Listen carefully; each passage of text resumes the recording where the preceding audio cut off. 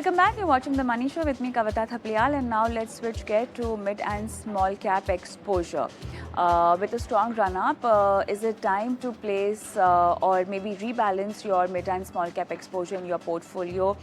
We've been hearing a lot of analysts saying that there's still little upside left in these categories. So what should be your strategy? Should it be a case where you need to go heavy on large caps? Let's get all this answered by Arun Kumar, Head of Research, fundsindia.com. Arun, good evening and welcome to The Money Show. And once again, we talk about mid and small cap in your portfolio. Talking about exposures, what do you think should be the strategy now? Also, when we talk about rebalancing, does it really mean that you need to rebalance your portfolio as per market caps, or if you're a long-term investor, these aspects can be ignored or maybe just left?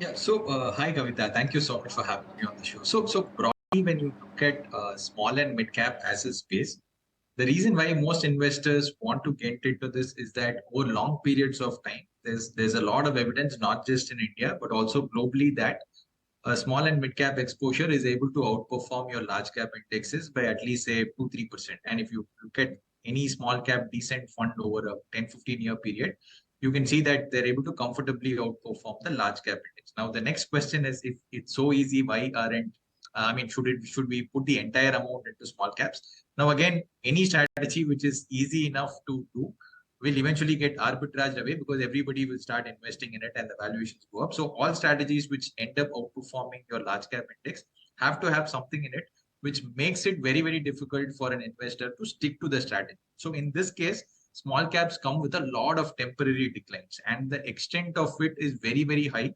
compared to large caps. In a large cap, every year, the temporary volatility that you generally see, if you go by the 40-year plus data, is roughly around 10-20%. Whereas in small caps, it's almost 20-30%. So in fact, in the last 18 years, you almost had a fall of more than 20%, 9 out of 18 years. So which means every 1 out of 2 years, you mentally have to be okay with a temporary fall of more than 20%.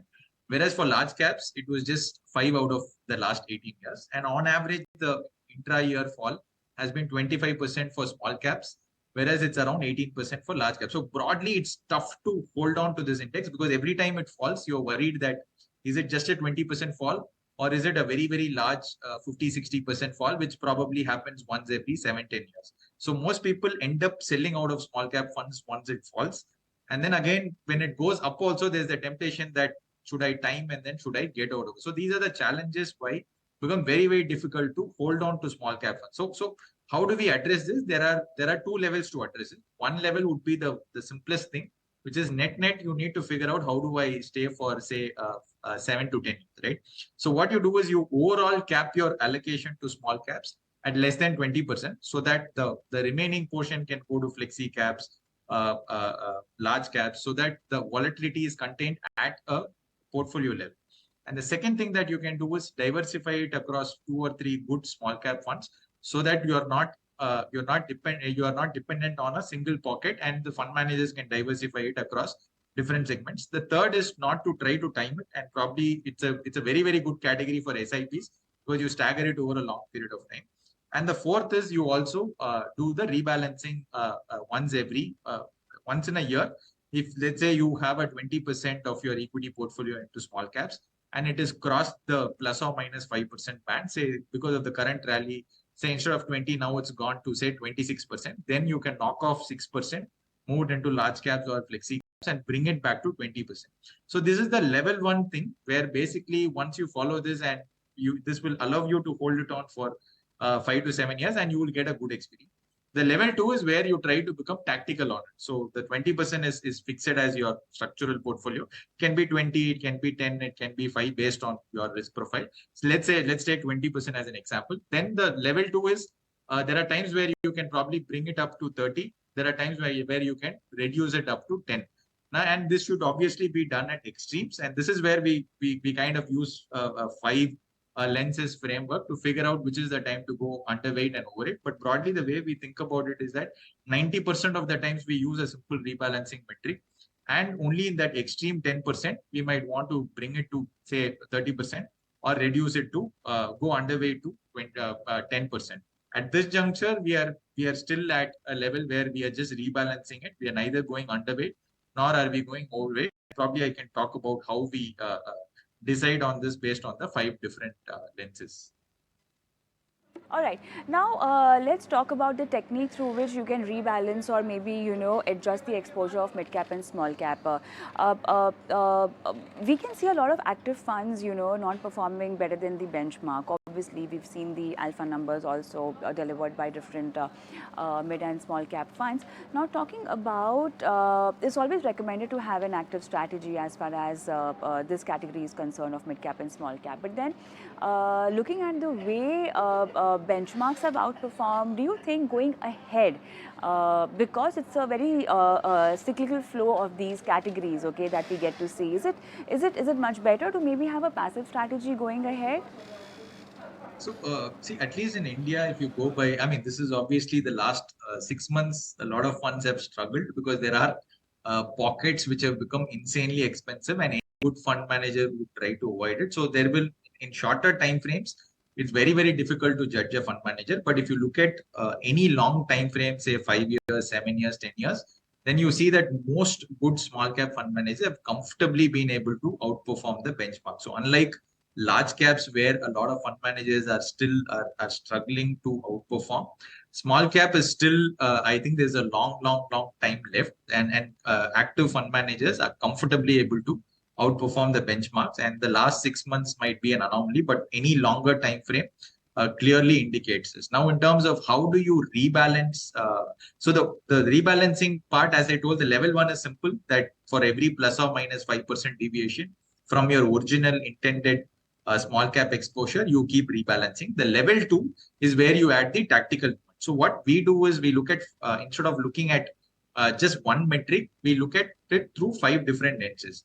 One of the lenses that we apply is performance cycle, where we see over long, because what happens over long periods of time, large cap, small cap, mid caps kind of tend to converge, but there is an upcycle where small caps tend to do extremely well.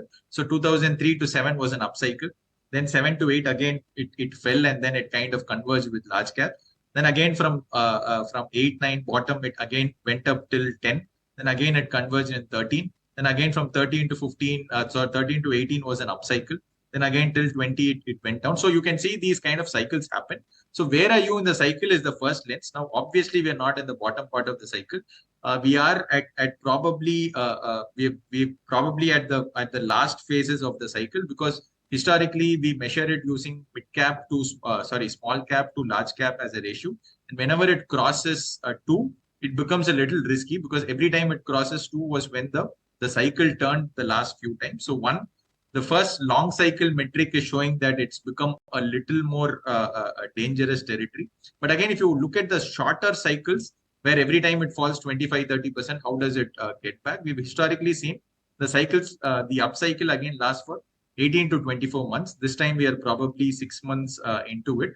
And again, the upside is close to 2 to 3x. This time again, we are only at 1.5x. So the shorter cycle kind of indicates that, at least going by history, that there is probably some more legs left. But the longer cycle is again saying that, hey, probably we are in a dangerous territory. The second lens that we apply is valuations.